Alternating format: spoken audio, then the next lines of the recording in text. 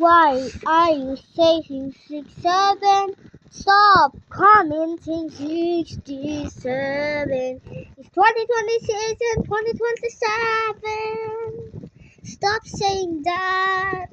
There's something new. It's called 1111. Yeah. Is it still a brain rot? It's came tsunami.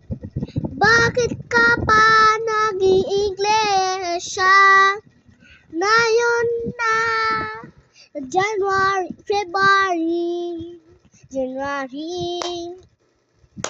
patay na yung 68. Ay!